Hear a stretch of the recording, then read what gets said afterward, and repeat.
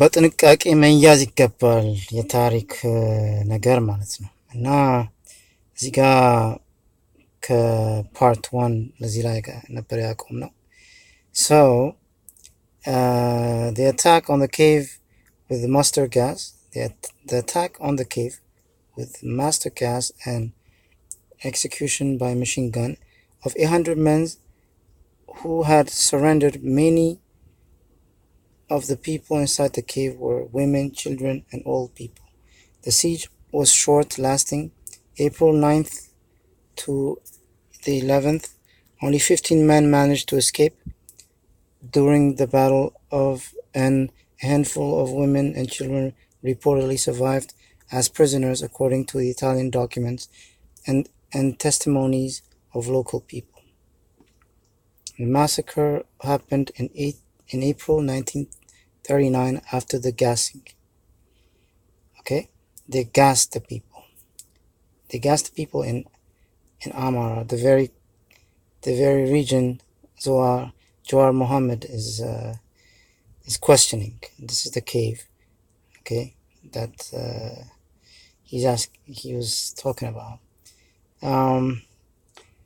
A special cave of Zarat in Mens, the man who ordered the cold-blooded killing of the civilians after the siege, was named General Ugo Cavallero. He was the chief of staff of the over 100,000 Italian soldiers in Ethiopia, by then part of the new colonial empire. He was never to be tried for this, nor for the other crimes that brought to the gunning of women and kids in Zarat. Chief partisan Ababa Aragao, later a prime minister under Haile Selassie and the Jazmach Teshoma, were the target of the repression. They were never caught. Few survived, as General Cavallero ordered the killing of all prisoners made in figure 2 that you saw. Once the Italians located the rebel troop in Zaret, Amstanya Washa, they attacked the mouth of the cave with artillery and machine gun fire, given the probable difficulty in taking the place without suffering many casualties. The Italians requested flamethrower and mustard gas, and even considered blowing up the facade of the cave and burying the patriots and their families alive. Mustard gas was eventually dispatched from the port of Misawa, Ertra, in the guise of C-500T bombs. This was an aerial gas bomb widely used by the Italians during the war and after. Amstanya Washa prevented the use of airplanes for delivering the gas and forced the fascist troops to resort to other methods. According to Domininoni 2008, as cited in Ruiba Alfredo, mortars were used elsewhere in Mofar Wuha, but in Zaret another more effective method was devised. According to oral informant during the moonless nights on April 10th, the Jazmat Tashoma, one of the lieutenants, derided the many shooters regarding the mouth of the fourth cave from a dozen of meters descending from the very steep east end, fully armed with many of his dark shadows and black basalts. The Italians thought Ababa himself had escaped, or feared simply what General Cavallero would have done, knowing the rebels' leaders had cheated them.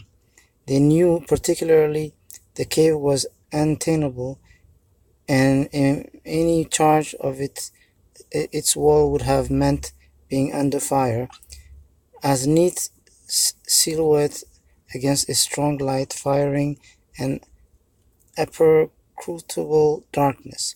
According to oral informants, almost all the refugees in Amstanya Washa were killed in the massacre. Conclusion: based on the above, we can summarize that By exposing colonialism and imperialism, this may bring some local as well as international acknowledgement of these historical facts, and in turn, it may contribute to rethink its legacy and present. And in the present, አምስተኛ ዋሻ was a powerful argument against fascism, colonialism, imperialism, perhaps because the remains illustrates in an intimate way civilian domestic life, cooking, eating, grinding cereal, shattered in an instant by a minion of a remote ideology. A palace is not protected, and therefore the government as well as the other concerning bodies should give serious attention in the preserving and memorizing the historical cave. But this cave is in Shawa, in Mens, and this is in Amara region. It's not Oromia. And these are the pictures. You can see historical facts, and this is the map that look at the limitations. Kadam, it explained which rivers are the boundaries of Mens. So there is located in the name of the capital of Zamana. The boundaries of Mens proper include the Mofer River in the south, the Adabai River in the west, and the Winchet River in the northeast, and the Jimma River. So again, it's clear, isn't it? So this Mens is actually the north part of Shawa, bordering Dabu Wallo, and the boundaries are neatly explained. It's funny. It says እዚህ ላይ በኃይለ ሥላሴ ጊዜ በአማርኛ የአማርኛ ሁለተኛ ክፍል ተማሪዎች በመጽሐፋቸው የተጻፈው ይሄን ነበር እና ዓመተ ምሕረቱን ይሰጣችሁና በንጉሱ ነገስቷ በቀዳሚው አጼ ኃይለ ሥላሴ ዘመን መንግስት ስለ አስተዳደር ስራ በ14ኛው ጠቅላይ ግዛቶች 14 ጠቅላይ ግዛቶች ተከፍላለች። ጠቅላይ ግዛቶቿ በ98 አውራጃዎችና 436 ወረዳዎች በ1347 ምክትል ወረዳዎች ተመድበዋል። የተደለደሉት ናቸው። ጠቅላይ ግዛቶቿ አውራጆቿ ከዚህ ቀጥሎ የተጻፉ ናቸው። የግዛቶቹ ከተሞች በቅንፍ እየሆኑ ተመልክቷል ይላል።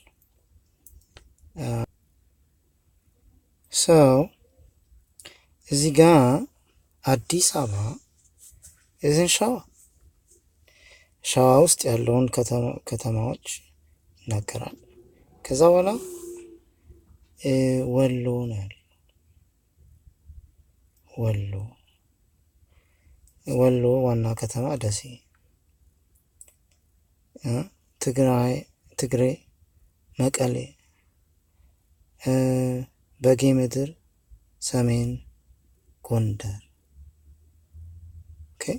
ይሄ እንግዲህ በኃይለ ሥላሴ ጊዜ የነበረው አቀማመጥ ነው።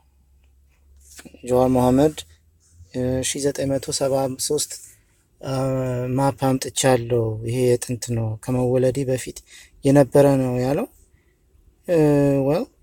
ይሄ ከ1973 ዓመተ ምህረት በፊት የነበረ ነው።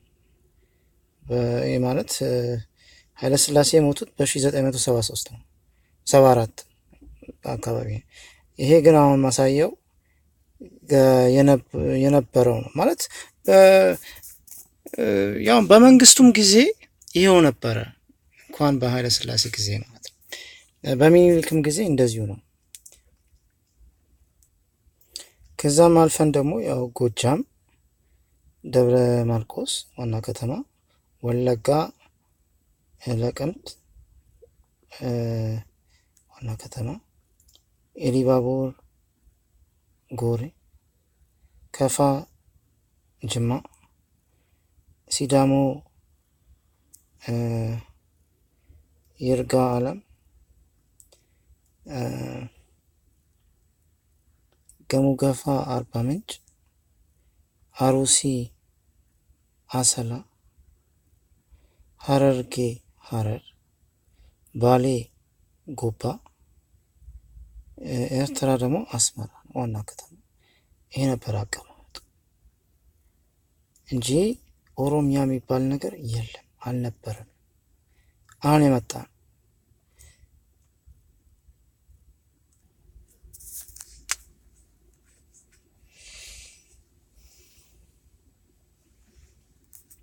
Reviewing our history.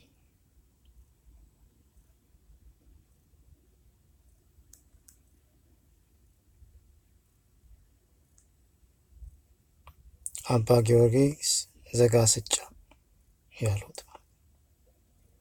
ሀገራችንን ኢትዮጵያን ሀዘንዋን ለቅሶዋን እንዲሰማ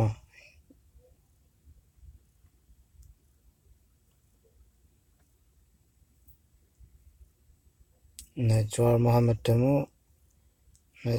መዋየት ይፈልጋሉ፣ መከራከር ይፈልጋሉ። በእኛው በሀገራችን ላይ 700 ዓመት ወረውን እነዚህ ሰዎች በሙሉ የሉም እኮ አሁን ዛሬ። እነ ጋፋት የሉም፣ ለምሳሌ እነ ጋፋት የሉም።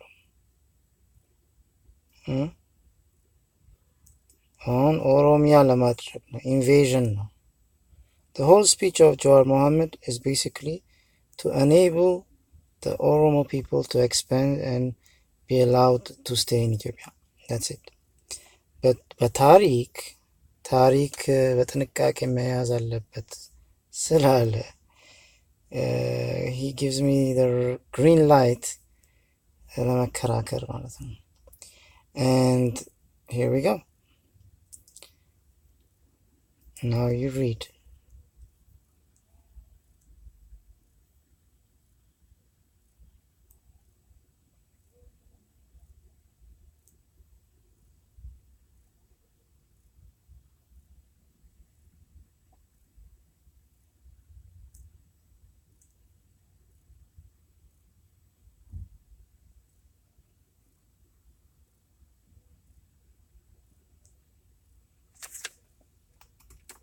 Policies.